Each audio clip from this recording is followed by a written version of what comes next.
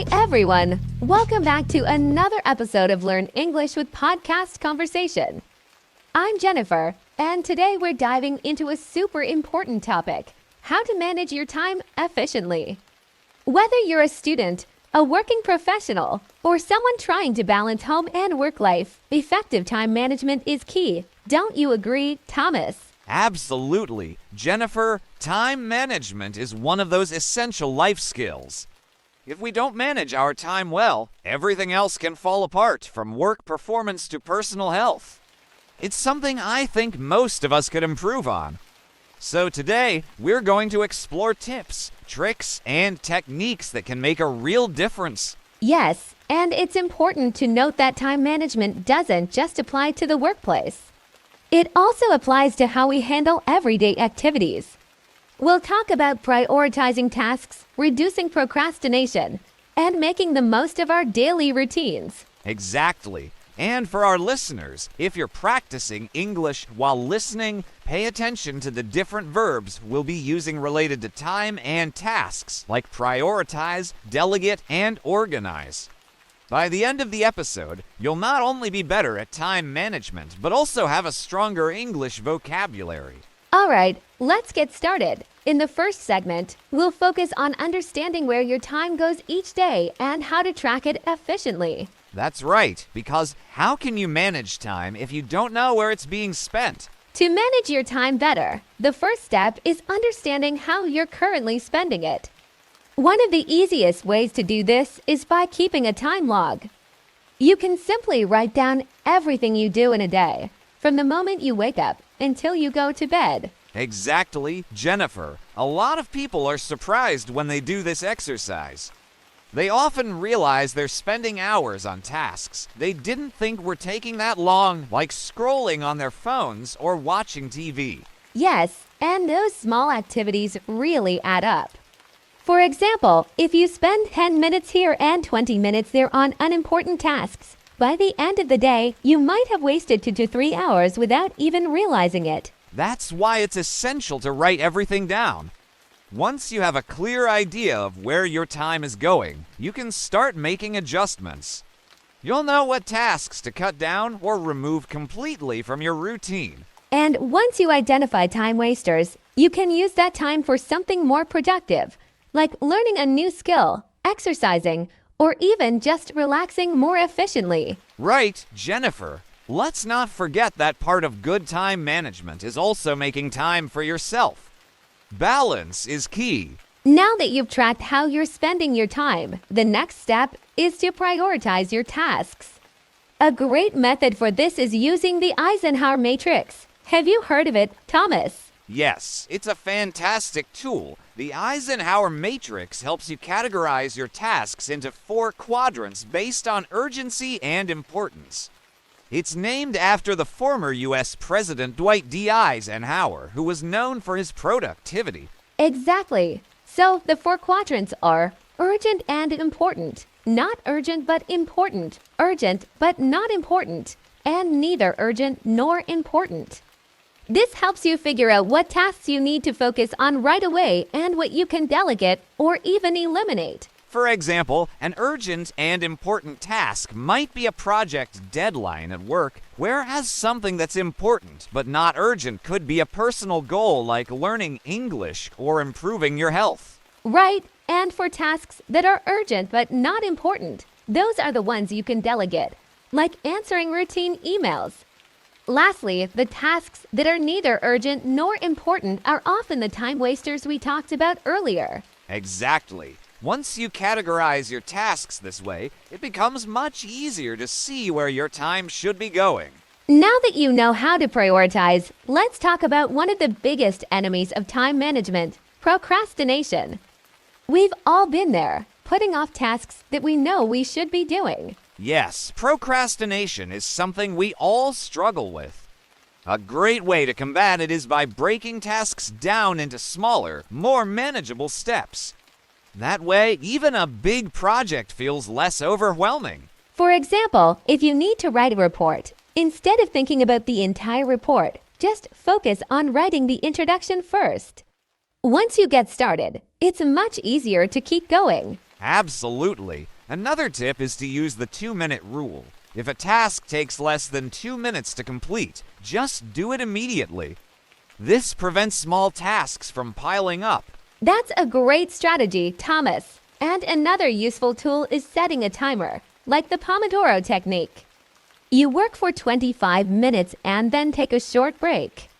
This way, you stay focused, but don't burn out. Yes, small, timed intervals can make a big difference. And remember, the key to overcoming procrastination is action. Once you start, you're halfway there. Another way to manage your time better is by delegating tasks. It's important to recognize that you don't have to do everything yourself. Exactly. Delegating tasks is essential, especially if you're managing multiple responsibilities at work or home. It allows you to focus on what truly matters while trusting others to handle less critical tasks. Right. For example, if you're working on a big project, you can delegate smaller tasks like research or data collection to a colleague. This frees up your time for more important work. And at home, you can delegate household chores. If you're constantly cooking, cleaning, and doing laundry, you won't have time for self-care or personal growth. Sharing responsibilities makes a big difference. Exactly. The key to delegating is communication. Be clear about what needs to be done and trust the other person to do it. And remember, when you delegate effectively, you're not just saving time, you're also helping others develop their skills. Another crucial aspect of time management is setting boundaries. We often say yes to too many things and end up overwhelmed. It's important to protect your time by learning to say no when necessary. Absolutely, Jennifer. This is especially true in the workplace, but it applies to personal life as well. If you're constantly accepting extra work or favors, you'll never have enough time for your own priorities.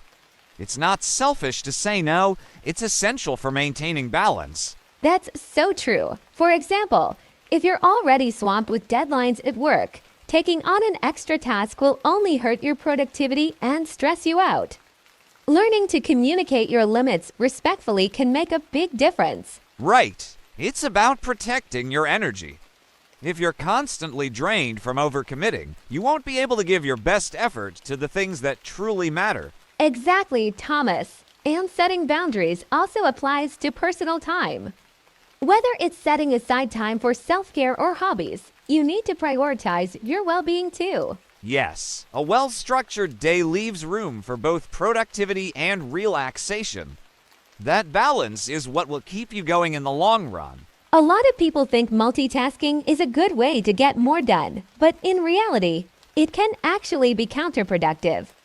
When we try to focus on too many things at once, our productivity often suffers. Exactly. Studies have shown that multitasking reduces efficiency and can even lower the quality of work. It's much better to focus on one task at a time and give it your full attention. For instance, if you're writing an important report but also checking your emails and answering phone calls, you'll find it hard to concentrate and complete any of those tasks efficiently. Right, and it's not just about work. Even in everyday life, multitasking can cause you to miss important details.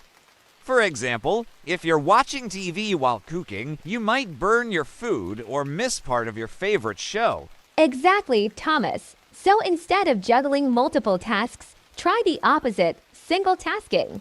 Focus on completing one task before moving on to the next. You'll find that you're more productive and less stressed. And as a bonus, single tasking often leads to higher quality results because you're giving your full attention to whatever you're doing. Another great way to manage your time is by using time blocking. This technique involves scheduling specific blocks of time for different tasks throughout the day. Yes, time blocking helps you stay organized and focused because you know exactly what you need to be working on at any given time. You can dedicate one block to answering emails, another for meetings, and so on. For example, you might set aside the first hour of your morning for focused work without any distractions, and then use the next block for checking emails or having meetings. It helps you stay on track. Exactly. It also prevents you from spending too much time on one task. When the block ends, you move on to the next task. This ensures that you don't get stuck on something that's taking longer than expected. Right, Jennifer? And the beauty of time blocking is that it allows for flexibility. You can adjust the blocks as needed, but having that structure in place gives you more control over your day. Taking breaks is a vital part of time management, even though it might seem counterintuitive. It's important to give your brain time to rest so you can maintain focus and energy throughout the day. Yes, Jennifer, our brains aren't designed to focus for long stretches without a break. That's why techniques like the Pomodoro technique are so effective. They incorporate short breaks into periods of focused work. Exactly. For example, after working for 25 minutes, take a 5-minute break to stretch, grab a snack, or just relax. It might seem like a small break, but it helps refresh your mind for the next session. And when you take a break, try to step away from your desk or the task you're working on. Doing something completely different, like taking a short walk or meditating, can be really helpful for recharging. Right, and it's not just about taking breaks during the workday.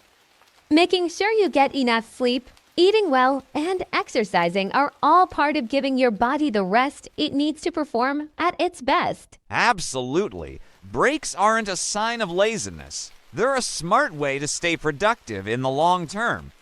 A well-rested mind is much more effective than a burnt-out one. Your environment plays a huge role in your productivity, which is why organizing your workspace is essential for effective time management. Yes, Jennifer. A cluttered workspace can be very distracting. If your desk is full of papers, books, and random objects, it can be hard to concentrate on the task at hand. Exactly. Taking a few minutes each day to tidy up your workspace can make a big difference. It also helps you find things more easily, saving you time when you're looking for important documents or materials. For example, if you have a dedicated space for your work tools, you'll spend less time searching for pens, papers, or your computer charger. That way, you can focus on what really matters. And don't forget to make your workspace comfortable too. A good chair, proper lighting, and minimal distractions can all help improve your focus and efficiency. Right. The goal is to create an environment that helps you focus, not one that constantly pulls your attention away from your tasks. These days, technology can be both a blessing and a curse when it comes to time management. However, if you use it wisely, it can actually help you stay more organized and productive. Exactly. There are plenty of apps and tools out there that can assist with time management. For example, calendar apps like Google Calendar or task management tools like Trello can help you organize your day efficiently. Yes, and apps like these allow you to set reminders so you don't forget important tasks or deadlines. You can also use them to schedule time blocks or set alarms for your work sessions. And if you struggle with staying focused, there are apps like Focus Booster or Forest that help you stay on track by limiting distractions. Right? It's all about using technology to support your goals rather than letting it become a distraction. For example, turning off unnecessary notifications during work hours can make a big difference. Exactly, Jennifer. When used correctly, technology can be a powerful tool for managing your time more effectively. One of the final steps in time management is reflecting on your progress. At the end of the day or week, take some time to look back on what you've accomplished. Yes, this is really important, Jennifer. Reflection helps you identify what's working and what isn't. It gives you the opportunity to adjust your schedule or priorities as needed. For example, if you find that certain tasks are taking longer than expected, you can plan better for them in the future. Or if you notice you're spending too much time on non-essential tasks, you can make adjustments. And don't forget to celebrate your wins. Recognizing what you've accomplished, even the small things, can keep you motivated. Absolutely. Reflecting on your progress not only helps you stay organized, but it also boosts your confidence in managing your time. That brings us to the end of today's episode. We hope these tips and strategies for managing time efficiently help you in your daily life. Yes, and remember, time management is a skill that takes practice. Don't be discouraged if it takes time to get into a good rhythm. Exactly. Start with small changes and build from there. You'll see a big difference over time. Thanks for joining us today. We hope you found this episode helpful and learned some new time management techniques. Don't forget to share your progress with us in the comments. See you next time for another episode of Learn English with Podcast Conversation. Take care and manage your time wisely.